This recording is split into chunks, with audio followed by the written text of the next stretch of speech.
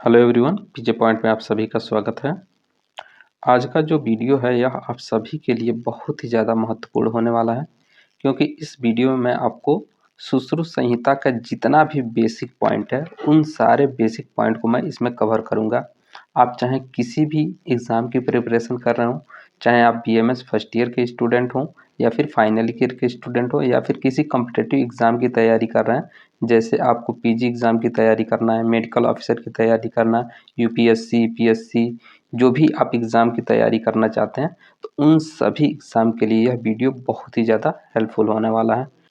तो शुरू करते हैं आज का वीडियो।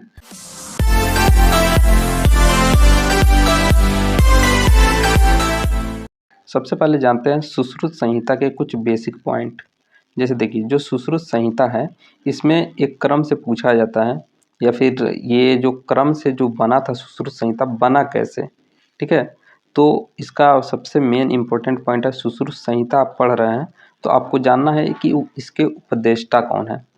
तो सुश्रुत संहिता के उपदेष्टा जो हैं वह धन्वंतरी को माना जाता है, ठीक है। सुश्रुत संहिता के उपदेष्टा अगर क्वेश्चन में आएगा तो आप क्या लगाएंगे, धन्वंतरी। अब देखिए, धन्वंतरी के बारे में कुछ बेसिक पॉइंट जान लेते हैं। धन्वंतरी जो हैं इनको माना जाता है भगवान विष्णु के अवतार हैं या फिर उनके अंश माने जाते हैं, ठीक है। भगवान विष्णु के ही अंश हैं, ठीक है। एक पॉइंट और इनसे बनता है कि धन्वंतरी जो हैं इनकी उत्पत्ति को लेकर बनता है कि इनकी उत्पत्ति कैसे हुई थी। तो जब समुद्र का मंथन हो रहा था तो उसी के समय इनका समुद्र मंथन से इसका उत्पत्ति बताया जाता है, ठीक है। तो धन्वंतरी के बारे में दो चीज़ याद रखेंगे, भगवान विष्णु के अंश है और समुद्र मंथन से इसका उत्पत्ति माना जाता है, ठीक है। उसके बाद से जो उपदेष्टा धन्वंतरी हैं, तो धन्वंतरी काल 2350 ईसा पूर्व है। कितना है, 2350 ईसा पूर्व है। ये ईसा वाला उतना इम्पोर्टेंट नहीं है, याद रखना उतना इम्पोर्टेंट नहीं है, लेकिन एक बार आंखों के सामने से चला जाएगा तो ज़्यादा सही रहेगा, ठीक है। अब बात करते हैं, अगर क्वेश्चन ये पूछा जाए कि जो सुश्रुत संहिता है उसके तंत्रकर्ता कौन है, ठीक है। उपदेष्टा और तंत्रकर्ता में अंतर है। जैसे देखिए, उपदेष्टा का मतलब कोई कुछ बोल रहा है, ठीक है, कोई कुछ बोल रहा है तो उसको उपदेष्टा कहते हैं। जैसे मान लीजिए हम क्लास करने जाते हैं तो जो टीचर होते हैं हमें बोल के समझाते हैं, वह यानी हमें उपदेश दे रहे हैं, और हम लोग क्या करते हैं, उन जो भी पढ़ाते हैं उनका नोट्स बना लेते हैं। तो नोट्स बनाना क्या हो गया, यानी तंत्र का फॉर्मेशन कर रहे हैं। तो उपदेष्टा हो गया धन्वंतरी और तंत्रकर्ता कौन हो गया, वृद्ध सुश्रुत, ठीक है। देखिए, तंत्रकर्ता अगर पूछा जाए तो वृद्ध सुश्रुत, या फिर इसी को बोलता है कि सश्रुत तंत्र के लेखक कौन है। सश्रुत तंत्र के लेखक कौन है, तो वृद्ध सुश्रुत जाएगा, ठीक है। अब वृद्ध सुश्रुत से एक पॉइंट और बनता है कि जो वृद्ध सुश्रुत थे वह किसके शिष्य से, दिवोदास, ठीक है, देवदास नहीं, दिवोदास, ठीक है। तो दिवोदास के शिष्य से, इसको पॉइंट को याद रखिए। और ये काल जो है इम्पोर्टेंट है, इसको आपको याद रखना पड़ेगा। 1000 से 1500 ईसा पूर्व था, ठीक है, वृद्ध सुश्रुत का काल। और इसको उपनिषद काल भी कहा गया है। क्या कहा गया है, उपनिषद काल कहा गया है, ठीक है। उसके बाद से अगर ये पूछा जाए कि प्रथम प्रतिसंस्कर्ता कौन है, ठीक है, प्रथम प्रतिसंस्कर्ता तो सुश्रुत को कहा जाता है। इनका काल है 200 से 300 ईस्वी, और इसको सात वाहन काल भी कहते हैं। सात वाहन काल, ठीक है, क्या कहते हैं, सात वाहन काल। उसके बाद से अगर द्वितीय प्रतिसंस्कर्ता पूछे तो ये है नागार्जुन, और इनका काल जो है एक बार प्रीवियस एग्जाम में पूछा भी हुआ है कि नागार्जुन का काल बताइए। तो 5वीं शताब्दी याद रखिए, नागार्जुन का काल क्या होता है, 5वीं शताब्दी या 5वीं सदी, ठीक है। ये किसी एग्जाम में 2010 में पूछा गया था, पहले का क्वेश्चन, ठीक है। उसके बाद से अब ये तो प्रतिसंस्कर्ता हो गया। उसके बाद से द्वितीय वाला, अब तृतीय प्रतिसंस्कर्ता या फिर पाठ शुद्धिकर्ता, यानी कि जो भी इन्होंने तंत्र बनाया था उसमें जो गलतियां थी उसको शुद्ध करके किसने प्रस्तुत किया, तृतीय बार यानी तीसरी बार प्रतिसंस्कर्ता कौन है, तो चंद्रट है। तीसरी बार पाठ शुद्धि किसने किया था, चंद्रट। तो ये दो तरीके से क्वेश्चन पूछ सकता है, पूछ देगा कि सुश्रुत संहिता जो है, सुश्रुत संहिता के तृतीय प्रतिसंस्कर्ता कौन है, तो भी चंद्रट आंसर जाएगा, और पाठ शुद्धिकर्ता कौन है, तो भी चंद्रट जाएगा। अब चंद्रट से एक पॉइंट निकल के आता है कि जो चंद्रट थे वह तिष्ठाचार्य के पुत्र थे। किसके थे?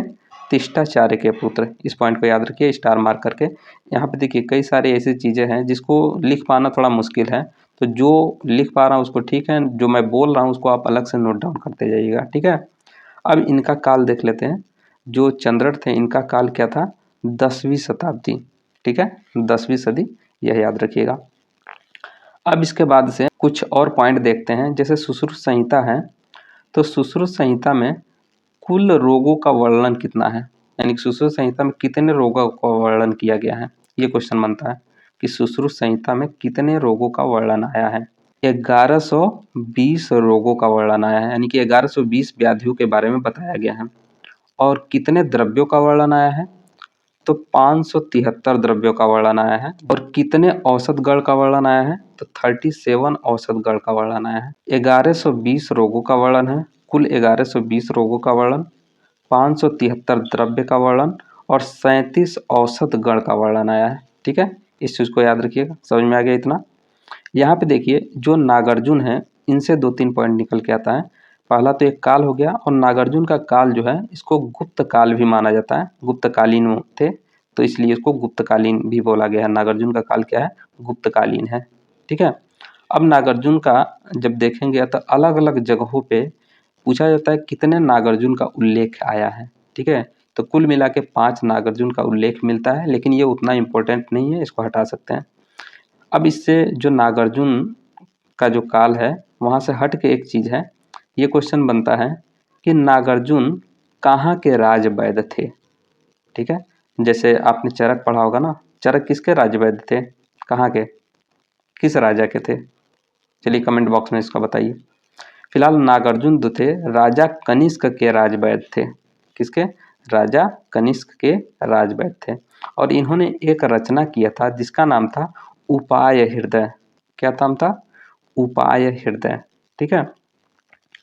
अब आगे इस संहिता में हम बढ़ते हैं और क्वेश्चन ये बनता है कि सुश्रुत संहिता में कुल स्थान कितने हैं, अध्याय कितने हैं और सूत्र कितने हैं, ठीक है। तो अब एक एक करके पूरा देखते चलेंगे। जैसे देखिए अगर स्थान की बात किया जाए तो सुश्रुत संहिता में कुल 5 स्थान हैं, ठीक है। कितने स्थान हैं? 5 स्थान। और अध्याय कितने हैं?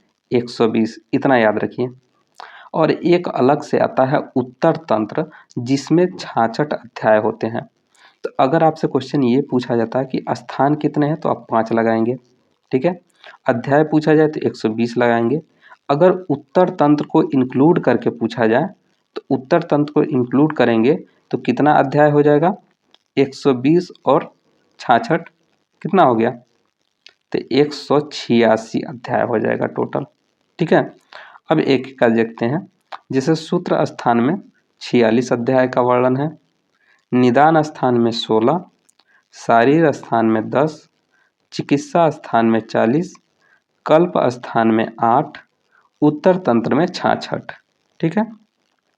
इसके बाद से किस स्थान में कितना सूत्र का वर्णन आया है या श्लोक का वर्णन बोले, सूत्र का वर्णन बोले, तब उसका भी देख लेते हैं। उतना इम्पोर्टेंट है नहीं, फिलहाल देख लेते हैं। अगर सूत्र स्थान में पूछे कितने सूत्र का वर्णन आया है तो 2094 सूत्र का वर्णन आया है। निदान स्थान में पूछे तो 528 सूत्र का वर्णन आया है। शारीर स्थान में पूछे तो 440 सूत्र का वर्णन आया है। चिकित्सा स्थान में पूछे तो 2032 सूत्र का अध्ययन आया है। उसके बाद से कल्प स्थान में पूछे तो 555 और उत्तर तंत्र में 2651। यानी कि ये सब संख्या इतना इम्पोर्टेंट नहीं है, लेकिन अब जो बताने जा रहा हूँ वो ज़्यादा इम्पोर्टेंट है। अगर ये पूछा जाए कि सुश्रुत संहिता में कुल कितने सूत्र का वर्णन आया है तो 8300, इसको आप याद रखिए। कितने का आया है? 8300 सूत्र का वर्णन आया हुआ है। चरक संहिता में पूछा जाए अध्यायों की संख्या कितनी है और स्थान कितने हैं। चरक संहिता में 8 स्थान थे और उसमें अध्याय कितना था? उसमें भी 120 अध्याय था। लेकिन यहाँ पे जो है केवल 5 ही स्थान है, ये अंतर है। तो ये क्वेश्चन बनता है कि कौन कौन सा स्थान नहीं है सुश्रुत संहिता में, चरक का कौन कौन स्थान नहीं है। तो सुश्रुत संहिता में विमान स्थान नहीं है, इंद्रिय स्थान नहीं है और सिद्धि स्थान नहीं है। ठीक है, इसको याद रखिएगा। विमान स्थान, इंद्रिय स्थान और सिद्धि स्थान, इसका उल्लेख सुश्रुत ने नहीं किया है। अब उत्तर तंत्र का रचना किसने किया था? तो उत्तर तंत्र के जो तंत्र करता है, ठीक है, या रचना करता है, तो ये नागार्जुन है। ठीक है, तो उत्तर तंत्र का पूछे तो क्या है? नागार्जुन।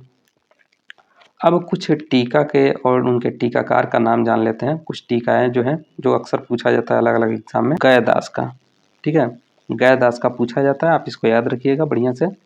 न्याय चंद्रिका, पंजिका, बृहत पंजिका, ये जो है ये सब गयादास की टीका है।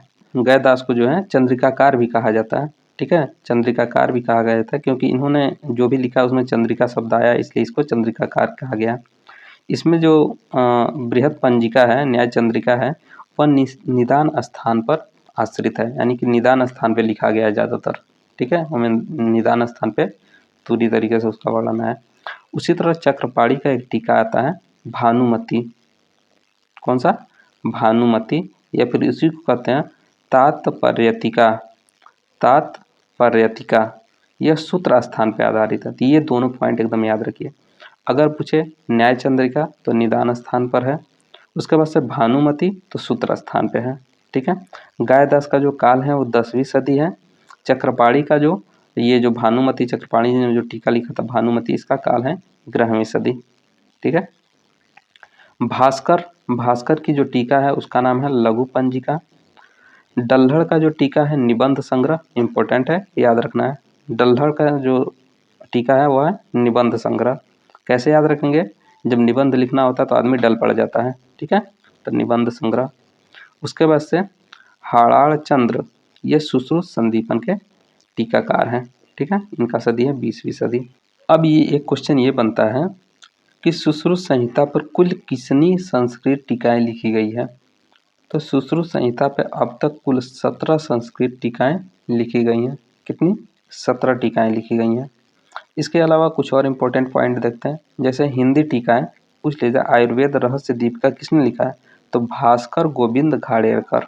ठीक है, अब इन्होंने जो टीका लिखा ये किस पर आधारित है? तो सूत्र स्थान और निदान स्थान पे लिखा हुआ है। किस पे? सूत्र स्थान और निदान स्थान पर। अभी एक क्वेश्चन ये है, अभी आप जो सुश्रुत संहिता पढ़ रहे हैं वह बताइए उसके लेखक कौन है? अभी आप जो सुश्रुत संहिता पढ़ रहे हैं जिसका नाम है आयुर्वेद तत्व संदीपन। आयुर्वेद जो भी आप सुश्रुत संहिता अभी इस समय उपलब्ध जो आप पढ़ रहे हैं उसका नाम क्या है? आयुर्वेद तत्व संदीपन। इसके लेखक जो हैं, टीकाकार जो हैं, अंबिका दत्त शास्त्री। ठीक है, कौन है? अंबिका दत्त शास्त्री। अच्छा बताइए, बृहत्त्रयी में कौन कौन से संहिताएं आती है? बृहत्त्रयी में कौन कौन सी संहिताएं आती है? इसको कौन कौन से संहिताओं में इंक्लूड किया गया? बृहत्त्रयी किसको किसको मिला के कहा जाता है? इसका भी आप जवाब आप कमेंट बॉक्स में करके बताइए। ठीक है, अब कुछ आगे पॉइंट देखते हैं। जैसे आपने अभी अभी देखा था धन्वंतरी। ठीक है, धन्वंतरी, तो इसमें एक क्वेश्चन ये बनता है कि धन्वंतरी में धनु का अर्थ क्या होता है? तो धनु का अर्थ होता है शल्य। ठीक है, धनु का अर्थ क्या होता है? शल्य। अब देखिए इतिहास में ये भी क्वेश्चन पूछा जाता है कि कितने धन्वंतरी का नाम उल्लेख है? तो इतिहास में अगर पूछा जाए तो 3 धन्वंतरी का नाम उल्लेख है, जिसमें से 2 जो हैं वो आयुर्वेद से संबंधित रखते हैं। यानी कि 3 धन्वंतरी हैं जिसमें से 2 का संबंध आयुर्वेद से है। उसके बाद से एक क्वेश्चन ये भी बनता है, दिवोदास जो धन्वंतरी जो थे वह वाराणसी नगर के संस्थापक थे। ठीक है, दिवोदास धन्वंतरी वह वाराणसी नगर के संस्थापक थे। ये क्वेश्चन पूछा जाए वाराणसी नगर के संस्थापक कौन है? तो दिवोदास धन्वंतरी। ठीक है, इस चीज़ को याद रखिएगा। इसके अलावा जो धन्वंतरी के शिष्यों को लेकर क्वेश्चन बनता है कि धन्वंतरी के कितने शिष्य थे? तो धन्वंतरी के जो शिष्य थे वह 7। चलिए आप बताइए चरक के कितने शिष्य थे? इसका भी आंसर आप कमेंट बॉक्स में करके बताइए। नाम और संख्या दोनों बताना है। ठीक है, फिलहाल जो धन्वंतरी के जो शिष्य थे वह 7 थे। कौन कौन? औपधेनव, औरभ्र, वैतरण, करवीर्य, पौष कलावत, गोपुरचित और सुश्रुत। ठीक है, इसको याद रखिएगा। अब उसके बाद से जो सुश्रुत थे वह किसके पुत्र थे? जो सुश्रुत संहिता के प्रथम तंत्रकर्ता हैं, प्रतिसंस्कर्ता, ठीक है, उन किसके पुत्र थे? तो विश्वामित्र के पुत्र थे। ठीक है, सुश्रुत किसके पुत्र थे आएगा तो आपको क्या लगाना है? विश्वामित्र के। इसी तरह से बताइए चरक किसके पुत्र थे? इसका भी आंसर कमेंट बॉक्स में करके बताइए। अभी मैंने जो दो बताया था, केवल निदान स्थान पे कौन उपलब्ध है? न्याय चंद्रिका या फिर बृहद पंजिका, जिसके लेखक कौन है? टीकाकार कौन है? गयादास है। वह निदान स्थान पे केवल उपलब्ध है। शताब्दी कौन सा है? 10वीं शताब्दी। उसके बाद से भानुमति जो टीका है वह चक्रपाणी दत्त की है। चक्रपाणी दत्त वह किस पे आधारित है? सूत्र स्थान पे आधारित है। तो इस चीज़ को भी आप याद रखिएगा। अब सुश्रुत संहिता में कुछ विशेष कर्म दिए गए कि सुश्रुत संहिता में इनका प्रथम वर्णन आया है या फिर सुश्रुत संहिता में इनका उल्लेख किया गया, बाकी कहीं पे नहीं है। तो इसका एक अलग से वीडियो बनाऊं, क्योंकि एक ही वीडियो में ये काफ़ी लंबा वीडियो हो जाएगा जो देखने में थोड़ा बोरियत महसूस होता है। ठीक है, तो इसलिए ये वाला पोर्शन मैं दूसरे वीडियो में लेके आऊँगा। तो ये फर्स्ट पार्ट हो गया। एक सेकेंड पार्ट, एक और इस जो इतिहास वाला पोर्शन है इस पर एक सेकेंड पार्ट भी आएगा। तो उस वीडियो में मैं पूरा डिटेल बताऊंगा कि और कौन कौन सी चीज़ें हैं जो याद रखना है। बाकी अगर कहीं पे कोई डाउट है जो नहीं समझ में आया तो उसको आप कमेंट बॉक्स में कमेंट करके आप पूछ सकते हैं। आई होप आपको वीडियो पसंद आया होगा। अगर वीडियो पसंद आया तो वीडियो को लाइक करें, चैनल पर नए हैं तो चैनल को सब्सक्राइब कर लीजिए। मिलता है नेक्स्ट वीडियो में, तब तक के लिए टेक केयर, बाय बाय।